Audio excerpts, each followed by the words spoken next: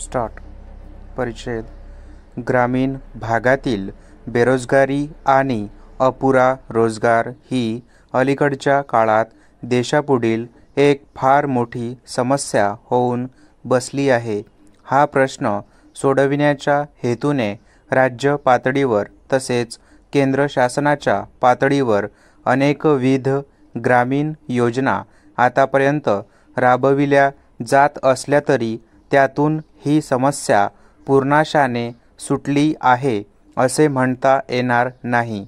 अर्थात हा प्रश्न सोडविताना अधिकाधिक रोजगार निर्माण व्हावा आणि त्याचबरोबर या रोजगारातून उत्पादक स्वरूपाची कामेही पार पडावीत अशी अपेक्षा असते. हेतू हा की या कामातून उपयुक्त साधनसंपत्ती निर्माण होऊन त्या साधनसंपत्तीतून पुन्हा ग्रामीण जीवनमान सुधारावे. पंतप्रधान श्री राजीव गांधी या प्रश्नाचा राष्ट्रीय स्तरावर विचार करून 20 कलमी कार्यक्रमाला यापूर्वीच अधिक व्यापक स्वरूप दिले. ग्रामीण स्तरापर्यंत सत्तेचे विकेंद्रीकरणे करण्याच्या दृष्टीने पंचायती राज्य पद्धतीचा अवलंब राष्ट्रीय स्तरावर करण्याबाबत पंतप्रधानांनी नुकतीच पावलेही टाकली आहेत. महाराष्ट्राच्या बाबतीत हे दोन्ही प्रश्न राज्य स्तरावर सोडविण्याच्या दृष्टीने फार पूर्वीच प्रयत्न सुरू झाले होते. कारण पंचायती राज्य पद्धती आणि रोजगार हमी योजना ह्या दोन्ही गोष्टी महाराष्ट्र राज्याने फार पूर्वीच स्वीकारल्या आहेत. तथापि अशा प्रकारच्या योजनांचा अलीकडच्या काळात केंद्रीय पातळीवर विचार होऊन संपूर्ण देशात त्यांची अंमलबजावणी करण्याच्या उद्देशाने पावले पडत आहेत. ही देशाच्या दृष्टीने अतिशय हितकारक घटना होय व आपल्या दृष्टीने अभिमानाची गोष्ट होय. परिच्छेद. शिक्षणाने माणूस प्रगल्भ होतो, सुसंस्कारित होतो अशी धारणा आहे. किमान पक्षी तशी अपेक्षा तर आहेच आहे. म्हणूनच इतकी वर्ष उपेक्षित राहिलेल्या समाजाला सुशिक्षित करण्यासाठी सरकारने अनेक योजना राबविल्या व आजही राबवित आहे. पण शिक्षणाचा प्रसार होऊनही हा तळागाळातील समाज अथवा उच्चभ्रू समजला जाणारा एकंदर समाज सुशिक्षित, सुसंस्कारित अथवा प्रगल्भ झाला आहे का असा प्रश्न मनाशी केल्यास दुर्दैवाने नकारात्मकच उत्तर येते.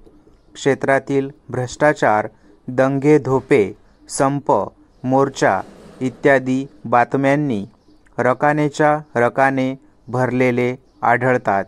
हे काय सुसंस्कारित समाजाचे चित्र आहे?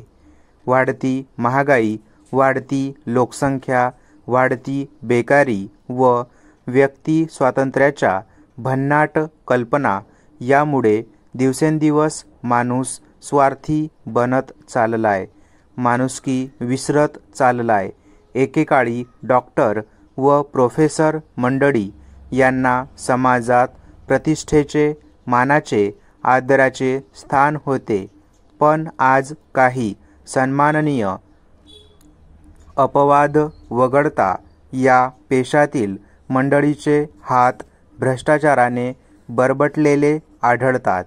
ज्यांनी जीवदान द्यायचे, त्यांनी ज्ञानदानाचे पवित्र कार्य करायचे, ती मंडळी व्यावसायिक नीतिमूल्ये गुंडाळून ठेवून आपला स्वार्थ साधतात.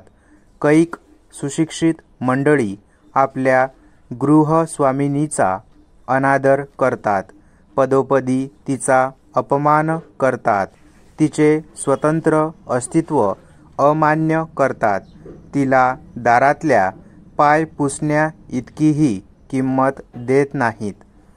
परिच्छेद. शेळी जाती जीवनाशी आणि खाणारा म्हणतो वातड कशी.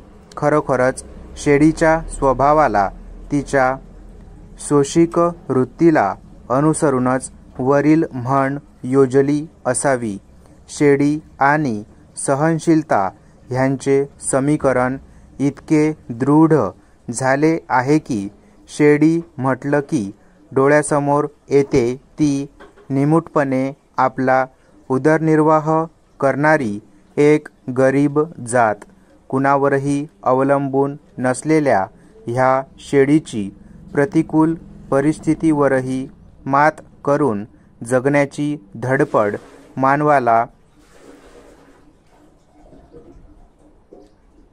निसर्गाच्या रौद्र किंवा सौम्य कुठल्याही रूपाला दाद न देता चिवटपणे स्वतःच्या अस्तित्वाकरिता झुंजणाऱ्या शेळीची प्रयत्नांची पराकाष्ठा खचितच कौतुकास्पद आहे. परंतु असे असूनही शेळी ही दुर्लक्षित व उपहासात्मक जात म्हणूनच गणली जाते. गाय, बैल इत्यादी प्राण्यांप्रमाणेच शेळी देखील एक पाळीव जात आहे. मानवाने शेळी पाळण्याचा उपक्रम तब्बल 10,000 वर्षापूर्वीच हाती घेतला आहे. ह्या उपक्रमाचा प्रारंभ प्रथम इराणमध्ये झाला. जगातील बहुतांश देशामध्ये शेळी पाळण्याच्या उपक्रमाला अग्रक्रम दिलेला आहे. कुठल्याही विशेष प्रकारच्या पालनपोषणाशिवाय किंवा सकस उत्पन्नाच्या अभावीही शेळीच्या संख्येत झपाट्याने वाढ झालेली आढळून आली आहे. प्रतिकूल परिस्थितीचे अनुकूल परिस्थितीत परिवर्तन करण्याचे शेळीचे सामर्थ्य शेळीच्या नेमक्या याच गुणधर्मामुळे लहान किंवा भूमिहीन शेतकऱ्यांची सारी मदार या शेळीवर असते. शेळीची निपज वाढवण्यामागील प्रमुख कारण आहे तिचे मांस. भारतामध्ये गौमांसावर निर्बंध लावल्यामुळे मांसाची गरज भागविण्याचे उत्तम साधन म्हणून शेळीकडे बघितले जाते. स्टॉप.